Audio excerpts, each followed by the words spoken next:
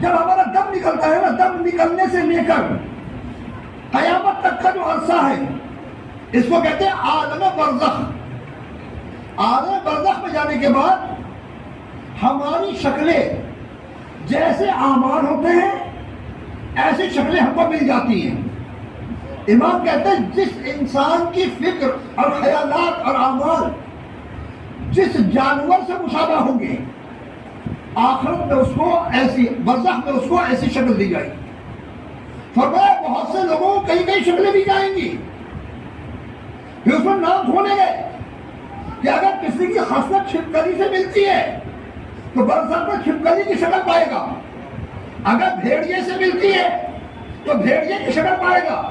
حتیٰ کہ امام نے یہاں تک فرمایا کہ بہت سے لوگ ایسے ہیں کہ عالم برزخ میں ان کی شکلیں ظاہر ہوں گی، تو کوئی کتے کی شکل میں ہوگا، کوئی خنزیر کی شکل میں ہوگا۔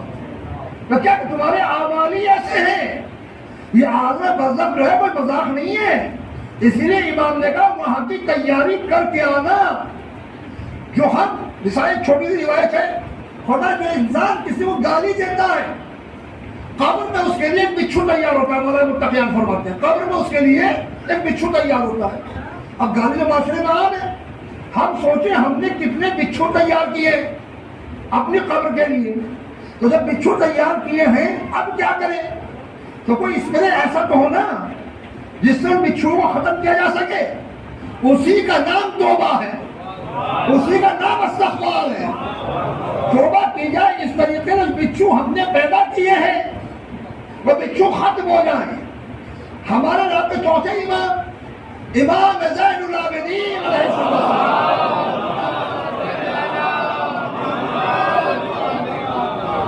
دعائے مکارم الاخلاق میں فرماتے ہیں اے پالنے والے، اگر اس حال میں مر جاؤں تو کیا ہوگا جب کہ میں نے قبر کے اندر وہ بچھونا نہیں بھیجا؟ کون کرا؟ امام معصوم۔ جو گناہ کرنا تو بڑی چیز، گناہ کے بارے میں سوچ نہیں سکتے، میں نے وہاں بچھونا نہیں بھیجا۔ بچھونا یعنی بستر۔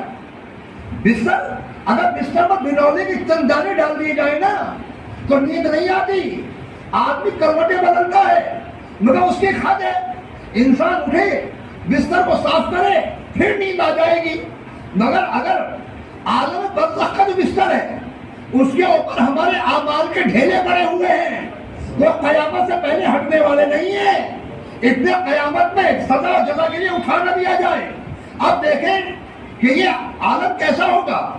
بہت سے علماء نے عالم برزخ کو